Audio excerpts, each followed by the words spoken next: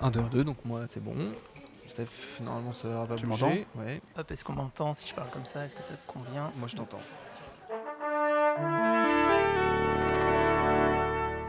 Bonjour. C'est moi Orson Welles. J'aime pas trop les voleurs et les fils de pute. Salut, c'est Nos Ciné, votre rendez-vous hebdo avec le cinéma qui aujourd'hui déballe sans vergogne son cœur de grand enfant derrière sa carapace de poils et de cynisme en plongeant avec délice dans la grande malle aux jouets de l'écurie Pixar à l'occasion de la sortie du ravissant Vice Versa auquel nous allons consacrer la première partie de cette émission avant comme toujours d'élargir nos petites perspectives et d'essayer de comprendre au regard de sa production ce qui fait tout le génie de Pixar. Autour de la table pour causer de tout ça, Charline Roux, salut. Thomas. David Honora, bonjour David. Salut. Et Stéphane Moïsakis, salut Stéphane. Salut. Et le public autour de nous ici autant. Allez, In Pixar We Trust, Nos Ciné, épisode 7, c'est parti. Monde de merde. Pourquoi il a dit ça? C'est ce que je veux savoir. L'un des talents indéniables de Pixar, outre l'explosion graphique que constituent ces films, c'est surtout de savoir nous prendre aux tripes, de nous faire marrer et chialer en même temps, bref, de ne jamais abandonner l'histoire au profit de l'esthétique. Certes, les films sont beaux, mais ils sont surtout extrêmement bien ficelés. C'est le cas de Vice Versa, le tout dernier qui nous raconte ce qu'il se passe dans la tête de la jeune Riley aux portes de l'adolescence, dans sa tête au sens propre, puisqu'on suit les aventures de ses émotions personnifiées, la peur, le dégoût, la colère et surtout la joie et la tristesse, émotions qui régissent aussi évidemment les esprits de ses parents. Alors, comment s'est passé ce premier jour d'école? Bien. Enfin, je crois. Oh, je sais pas trop. Vous êtes-vous déjà demandé ce qui pouvait se passer dans la tête de quelqu'un? Vous avez vu ce que j'ai vu? Absolument, oui. Il y a un truc qui cloche. Il faut analyser ça de plus près. Mais on a besoin de renfort. Envoyez un signal au mari.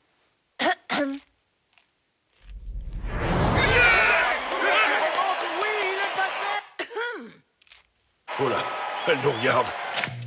Qu'est-ce qu'elle a dit? Quoi? Oh, pardon, personne n'écoutait, chef. C'est le soir des poubelles? On n'a pas rabattu le siège des toilettes? Quoi?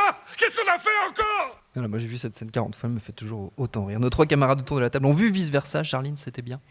Comment vous dire J'ai dis-le. déjà énormément de mal à avoir un discours plus analytique qu'émotionnel quand il s'agit de parler de cinéma. J'ai pleuré pendant 1h34. Mais quand je dis pleurer, grosses larmes, hein, vraiment buée sur lunettes, enfin la totale. Le film démarre de manière assez étrange et visuellement hyper intéressante parce qu'on se retrouve directement plongé à l'intérieur de la tête de la petite fille et c'est la première émotion qui lui arrive, qui raconte l'histoire, donc qui est donc joie.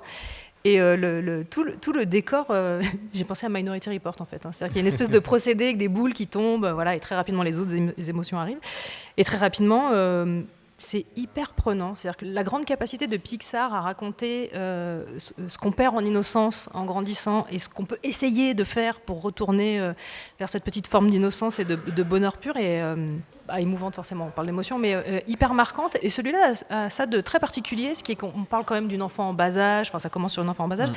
Et j'ai trouvé que c'était un Pixar hyper adulte, en fait, parce que les moments drôles, je trouve que les vannes sont vraiment des vannes pour adultes. Hein, c'est-à-dire que c'est quand c'est à l'intérieur de la tête de la mère et qu'elle a des visions d'un potentiel amant brésilien, si mes souvenirs sont bons, enfin, voilà, ce qui se passe dans la tête du père.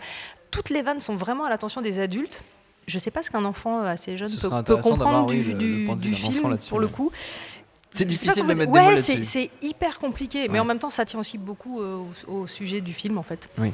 Pour le coup, on parle d'émotion, donc c'est hyper compliqué d'avoir un discours Autre purement qu'émotionnel, analytique. ouais. Après, esthétiquement parlant, moi je trouve que toutes les scènes qui se passent dans la vraie vie, c'est-à-dire dans la famille, chez la petite fille, sont hyper réussies. Pour ce qui est du côté des émotions, c'est du coup hyper primaire, c'est un peu criard, c'est un peu, mais ça reste très agréable à regarder. Hein. Et je trouve le film hyper réussi, vraiment. Point barre. Ouais, point barre. C'est pas mal. David? Et en même temps, le fait qu'on se réduise à des couleurs primaires et des éléments visuels assez conceptuels à l'intérieur de la tête, ça fait aussi partie du processus et des besoins du film. En fait, le pitch de base, l'idée de départ est quand même finalement assez complexe à expliquer et à exprimer. Et le fait de réduire à quelques émotions primaires et donc à des couleurs rend l'histoire assez facile à suivre. Et je pense, du coup, pour les enfants, il y a un premier niveau de lecture qui est juste suivre l'aventure qui se passe à l'intérieur de la tête.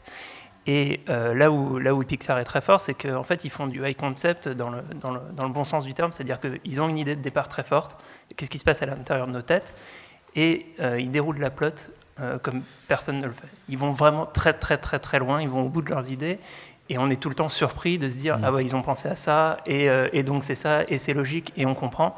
Et en fait, il y a même à l'intérieur du film, il y a une scène remarquable qui met un peu ça en image, c'est à un moment, les émotions doivent traverser une sorte de tunnel qui sert à faire disparaître les idées. Et visuellement, ils vont être décomposés d'abord à l'état de concept, puis à l'état d'abstraction.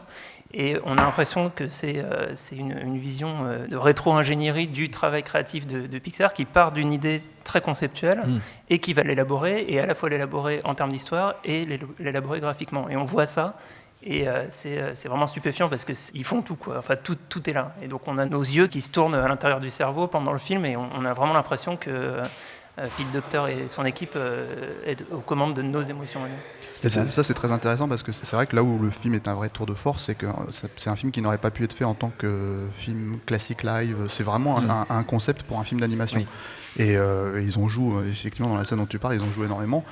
J'ai vraiment beaucoup aimé le film, je trouve que c'est le meilleur film de Pete Docter, l'un des réalisateurs attitrés de chez Pixar. Mais par contre, en fait, j'ai un manque personnel qui est, je pense, lié à la filmographie de Pete Docter. C'est que pour moi, c'est pas forcément le meilleur réalisateur chez Pixar, Pete Docter. Je préfère largement, par exemple, Brad Bird ou Andrew Stanton. Par contre, c'est ce que j'estime être le réalisateur le plus sentimental. C'est-à-dire que, par exemple, sur Monstres et compagnie, pour moi, le film est totalement rattrapé par la scène finale, la toute dernière pointe, en fait, quand Boo apparaît à la porte. Revient chercher Boo. Là-haut, les 10 premières minutes, elles sont juste incroyables. Très, très, très et en fait, elles mettent la barre tellement haute que je pense que même si le film est excellent, il ne suit pas en fait, ce niveau d'émotion. Et moi, j'attendais une scène comme ça, en fait, dans Vice Versa. Que je pense certaines scènes pouvaient effectivement y prétendre et je n'ai pas eu. C'est peut-être, pour le coup, c'est peut-être effectivement assez personnel comme démarche. Il y a des très belles scènes en fait, vraiment. Par exemple, il y a la scène de l'ami imaginaire qui est incroyable. Voilà, mais le personnage il faut est tellement... être sans cœur si on ne pleure pas. Mais non, mais ça m'emmerde parce que vraiment en fait T'as eu envie de pleurer, mais j'aurais aimé en fait, j'aurais aimé être transporté totalement par le film qui encore une fois, je le répète, est vraiment excellent et le meilleur film de Pete Docter et surtout, enfin, c'est un retour en forme pour Pixar actuel après l'horrible Monstre Academy qui était juste horrible quoi. Enfin pour moi c'était un très bon teen movie. Pour moi, c'est du DreamWorks, mais c'est du mauvais. Quoi. Il y a eu pire, il y a eu Rebelle et Cars 2. En fait, globalement, ils on sont évoquera le reste de la film de Pixar juste après, mais si on peut finir sur Vice Versa. Voilà, c'est effectivement un film concept qu'ils arrivent à tenir jusqu'au bout, ce qui est effectivement admirable parce qu'il faut à la fois être universel en fait, dans la façon d'exprimer les émotions. Je pense que chacun peut y voir quelque chose de totalement personnel dans le film et ça fonctionne très bien aussi à ce niveau-là. Moi je sais qu'effectivement il y a des gags comme le gag du chat à la fin qu'on va pas spoiler mais qui est un truc complètement génial. Voilà qui est génial et en même temps il fallait le trouver, il fallait arriver à trouver l'essence même en fait de ce gag là quoi. Oui, il y a quelque chose qui est fou avec Pixar, c'est qu'ils vont au bout de leurs idées et en plus ils montrent en vrac dans le générique qu'ils en ont encore beaucoup sur la pédale et qu'il y a encore plein de choses qu'ils n'ont pas exploitées, auxquelles ils ont pensé. Exactement. Et non, mais ce qui est surtout assez surprenant, c'est que on fait toujours très attention à la morale dans les films d'animation, pour pas que ce soit non plus trop neuneux, trop... Là, pour le coup, ça va tout droit vers un truc qui est très la cellule familiale, c'est important, et c'est jamais lourdingue, jamais... Un de mes trucs préférés dans le film, c'est la façon dont ils utilisent la tristesse, qui est quand même un personnage super casse-gueule, parce que ça aurait pu être vraiment le personnage que tout le monde aurait mis de côté, détesté, et en fait, ils le mettent au centre vraiment de l'intrigue, et de développement de la gamine, quoi. Et c'est un personnage qui est extrêmement touchant, parce qu'elle ne veut pas être ce qu'elle est, en fait, et elle va finir par réaliser... tout le monde va finir par réaliser qu'ils ont besoin d'elle aussi, quoi. Oui. Et c'est un traitement hyper casse-gueule qui est super payant au final, quoi, pour moi. Voilà pour Vice Versa à voir au cinéma en ce moment. On continue, deuxième étape. J'ai toujours pensé qu'en travaillant dur et avec un peu de chance, tôt ou tard, mon talent serait enfin reconnu.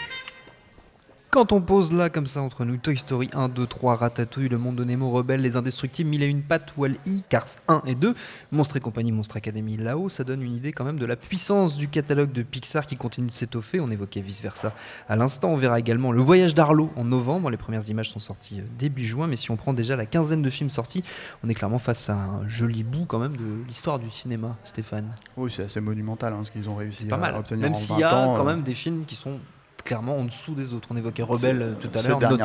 Ces dernières années. Mais ça, après, c'est peut-être aussi... Ça date du rachat de Disney ou pas ?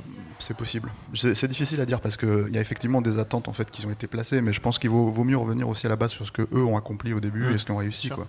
Il faut savoir quand même qu'un premier film d'animation numérique total, c'était pas gagné en 1995 quand ils ont sorti Toy Story. C'est un carton. J'ai l'impression aujourd'hui que les gamins en fait, ne veulent plus voir de films d'animation traditionnels.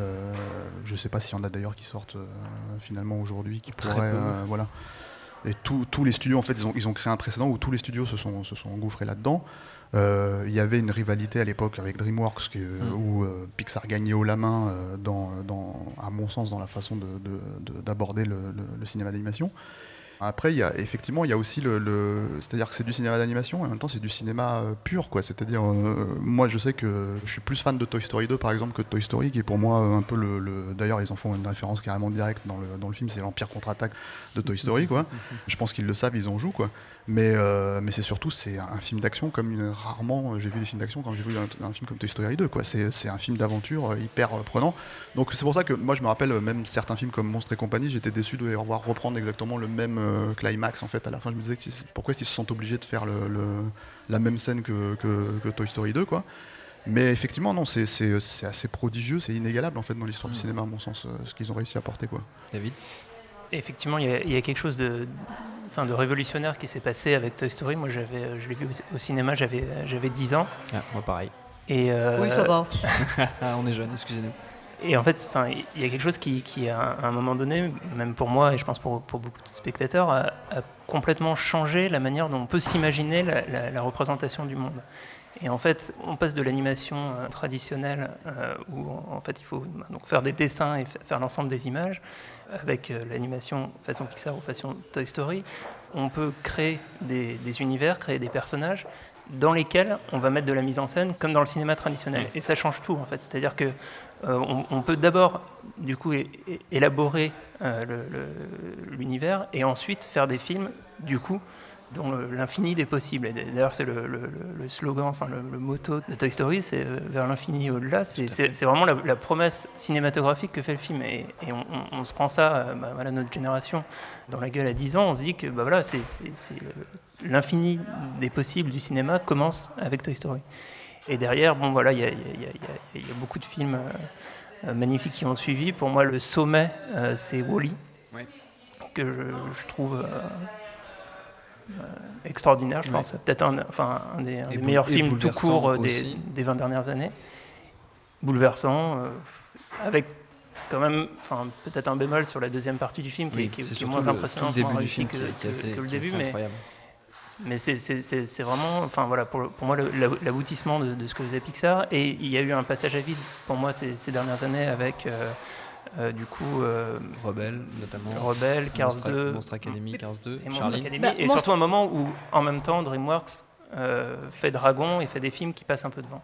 Je ne mettrais pas Monstre Academy dans la même catégorie, mais pour Rebelle et Cars, le problème c'est surtout le manque de scénario en fait. Les histoires sont vraiment bien en dessous de ce que Pixar est capable d'écrire en matière d'histoire. Sur la narration, ils sont hyper forts, sur les intrigues, ils sont hyper forts. Et moi, le truc qui me sidère à chaque fois, c'est en regardant Toy Story 2, John Lasseter, Monsieur Pixar, c'est quand même quasiment distribué dans le film, puisque le personnage de Hal, cette espèce de bonhomme qui navigue dans un univers de gamins et de rêves, puisqu'il est vendeur dans un magasin de jouets, fait aussi un usage hyper mercantile de son boulot, parce que c'est lui qui veut acheter les jouets pour les revendre.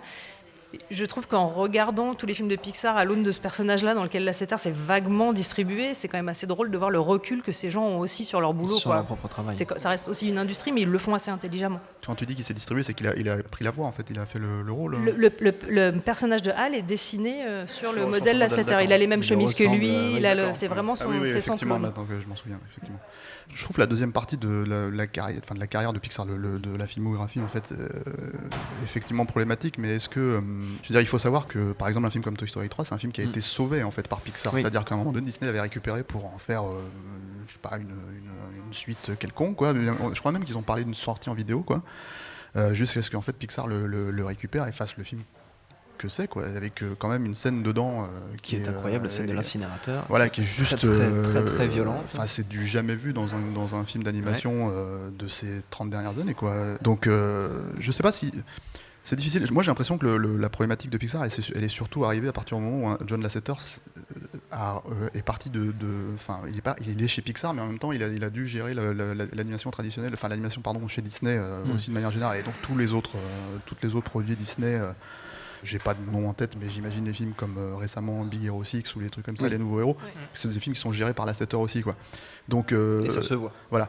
Le truc, c'est que je ne mettrais pas le premier Cars, par exemple, dans la même catégorie que ce que j'estime être Monstre Academy, par exemple. Mais je trouve qu'il y a vraiment des très belles scènes dedans, même si effectivement l'anthropomorphisme des voitures, tout ça ne fonctionne pas très bien. Et à un moment donné, en fait, on ne peut pas se multiplier non plus, quoi. Un personnage comme Lasseter, quand il réalise Cars 2, quand il doit gérer les sorties Pixar et qu'il doit aussi gérer les productions Disney, au bout d'un moment, ça se dilue et donc, ça empathie. Ça perd en qualité. Et des films comme Brave, Rebelle, en fait, on sait aussi que la réalisatrice s'est fait virer de la confection du film, elle a été remplacée. Et ça se voit aussi dans le film. À un moment donné, le film vrille complètement et change de sujet, carrément. Et c'est vrai qu'on parle de personnalité, enfin, on a cité Dr Stanton, Lasseter, etc. C'est aussi avant tout un studio et donc une équipe très large qui intervient dans son fonctionnement normal sur toutes les étapes du développement du film et en particulier sur l'histoire, qui est vraiment dans la culture de Pixar au centre des développements. Et ça, c'est quelque chose qu'on retrouve dans le film. Et c'est marrant, dans plusieurs films de Pixar, et en particulier le dernier, les personnages ont un peu des statuts d'employés. Et on sent que cette logique de la collaboration et même de l'entreprise est une valeur qui existe dans les films de Pixar. C'est quand même dommage, en fait, même si j'aime beaucoup Andrew Stanton et Brad Bird, évidemment, c'est quand même dommage de les voir revenir sur juste Les Indestructibles ou Le Monde de Dory, qui sont des suites qui sont assurés en fait aux yeux de Disney, de Pixar, en fait, de cartonner, donc de se dire ok, on va pas tester des nouveaux trucs, même s'ils continuent à le faire. Good Dinosaur, c'est très attendu, à la fin de l'année ça va vraiment être... Mais il y aura Toy Story 4 et c'est très dommage aussi de pas s'être arrêté. En même temps, Toy Story 3 est un film magnifique et c'est une suite, donc c'est une suite, donc mais Toy Story 3 boucle la boucle pour moi, c'est-à-dire en fait il y a quand même... Ça aurait dû s'arrêter là. Le catalogue Pixar, il est dispo en DVD, en VOD, il continue de s'agrandir, on l'a dit, au cinéma, vice-versa en ce moment, et bientôt donc Le Voyage d'Arlo de Good Dinosaur. À la fin de l'année, on en reparlera. Pour terminer, c'est la tradition dans nos ciné, les recommandations de nos chroniqueurs, 2 minutes chacun pour convaincre. On reste dans le thème ciné d'animation en général, Pixar en particulier si on veut, mais ça on a quand même assez bien couvert. David, si tu veux bien commencer. Alors moi, c'est en fait une envie qui peut être une recommandation pour la jeune génération. C'est, après avoir vu vice-versa, revoir la série d'animation Il était une fois la vie, qui était une extraordinaire série franco-japonaise de la fin des années 80 et qui raconte comment ça se passe à l'intérieur du corps humain et voilà, et ça permet aujourd'hui, quand on vous dit que vous avez une bonne tête de globule rouge, c'est sûrement une référence à Il était une fois la vie. Stéphane? Moi je vais quand même rester chez Pixar parce qu'il y a un film dont on n'a pas trop parlé que j'aime beaucoup chez eux, qui est Les Mille et une pattes de Lasseter justement, et voilà, qui est une relecture des 7 samouraïs en fait. Donc carrément. C'est ça qui est assez étonnant, avec en même temps des références au Muppet Show et ce genre de choses en fait, ce genre de beaucoup de références différentes quoi. Et c'est un film que j'aime beaucoup, qui est un film que je trouve assez émouvant en fait, et qui est encore représentatif de la naïveté de Pixar pouvait avoir à l'époque, qui est peut-être un peu moins effectivement flagrante aujourd'hui. Je pense que Lasseter n'a pas fait mieux puisqu'il a fait depuis Cars et Cars 2 quoi, mais ça fait partie de mes Pixar préférés aussi quoi. Voilà. Charline, pour finir. Moi j'aime les dessins animés où on ne chante pas. Repassa Reine des Neiges. Du coup je vais aller du côté de chez DreamWorks. Moi j'ai été assez bluffée par les 2 dragons, enfin le How to Train Your Dragon si on fait en anglais. Parce que les histoires de filiation dans les dessins animés me passionnent, que je trouve que là c'est extrêmement bien traité, et que surtout c'est d'une beauté visuelle assez époustouflante. Et que le film aurait mérité son Oscar. Voilà, comme ça au moins c'est dit. Merci beaucoup, notre temps est écoulé. Merci à tous les 3, merci à Jules Croix à la technique, autant qu'au public pour l'accueil. Prochain au ciné, on parlera de Sense8, la série des Wachowski, tout juste débarquée sur Netflix. D'ici là, vous nous retrouvez un peu partout sur le net, SoundCloud, Mixcloud, YouTube, Facebook, Twitter. On s'appelle Nos Ciné à chaque fois. N'hésitez pas à réécouter nos précédentes émissions sur Mad Max, sur Twilight, sur Avengers, sur Tomorrowland, et laissez-nous des petits messages, ça nous fait toujours plaisir. En attendant, on vous dit à la semaine prochaine. Mademoiselle, regarde, Tina Turner, qui chante, qui chante quoi, vous allez l'entendre tout de suite. Salut, c'est Nico Pratt, retrouvez No Fun chaque jeudi en podcast. No Fun, votre nouveau rendez-vous musical hebdomadaire qui analyse, décrypte et parfois trash la pop musique. Qui chante quoi.